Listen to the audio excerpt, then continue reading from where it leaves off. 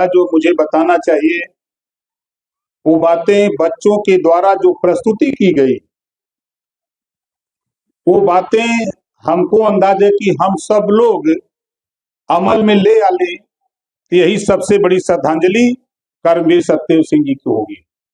जो बच्चों ने यहाँ प्रस्तुति की है, हमको तो बहुत सीख मिली, हमने उससे बहुत कुछ सीखा बच्चों से। जो मुझे कहना चाहिए उन बच्चों ने बताया। और कर्मवीर सत्यदेव सिंह जी के गुरु डॉक्टर राम मनोहर लोहिया जी उनके राजनीतिक गुरु थे, और उनके विचारों से प्रेरित होकर सत्यदेव सिंह जी ने समाज के वंचित वर्गों को मुख्य धारा में लाने के लिए अपना जीवन समर्पित किया। अभी मैं एक पत्रिका आज लॉन्च हुई है, मैं उसको पढ़ रहा था।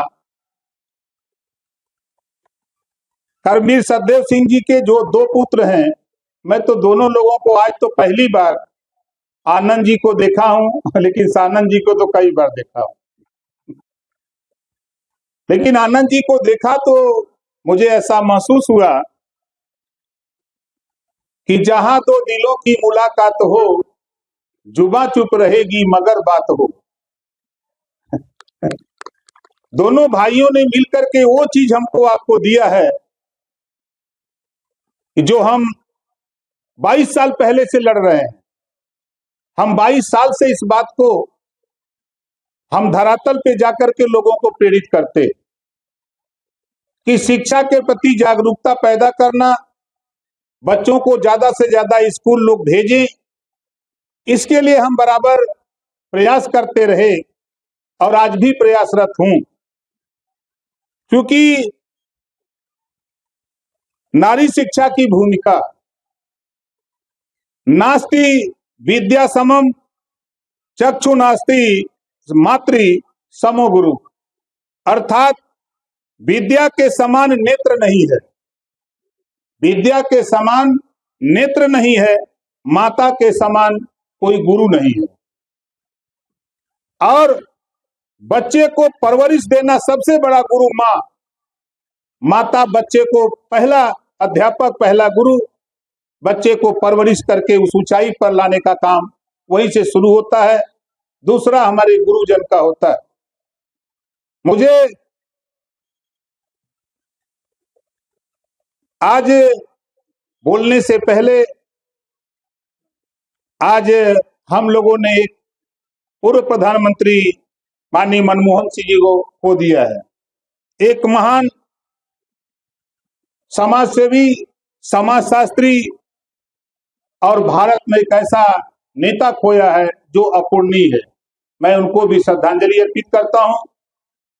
क्योंकि आज माननीय ब्रजेश पाठक जी का जो यहाँ कार्यक्रम आने का था, जब बड़े भाई सानंद जी ने माननीय मंत्री जी को लेके गए, कार्यक्रम दे देने के बाद उन्होंने हमसे पूछा कि आप कहाँ रहोगे। हम आपके पीछे रहेंगे। मुझे नहीं पता था कि मुझे भी गाजीपुर आना है। उन्होंने कहा कि मुझे आना है। कल जब भाई से बात हुई, भाई सानंद जी से, तो इन्होंने बताया कि कार्यक्रम कैंसिल है। तो मैंने पूछा क्या कारण है, तो चूंकि मुझे भी चिट्ठी थमा दी गई, माननीय मंत्री जी बैठे हैं, उनको भी चिट्ठी थमा दी गई, और वो चिट्ठी यूपी से नहीं थी, वो चिट्ठी दिल्ली से माननीय प्रधानमंत्री जी के द्वारा निर्देश हुआ था कि मंत्रियों को कहां कहां जाना है और किस काम में जाना है, सबकी ड्यूटी लगा दी गई। मैं भी गाजीपुर आना था। मैंने भी भाई से कहा कि भाई मैं तो आऊंगा, लेकिन 9 से 10 बजे तक ही रहूंगा। मैंने आपको अवगत करा दिया कि 1 घंटे से ज्यादा मैं नहीं रह पाऊंगा, क्योंकि सरकार का कार्यक्रम है, उस कार्यक्रम में हम लोगों की ड्यूटी है, मुझे जाना है। तो भाई ने कहा कि 1 घंटे ही सही, आप आइए। तो मैंने फिर सुबह डीएम का फोन, मैंने खुद डीएम को फोन किया।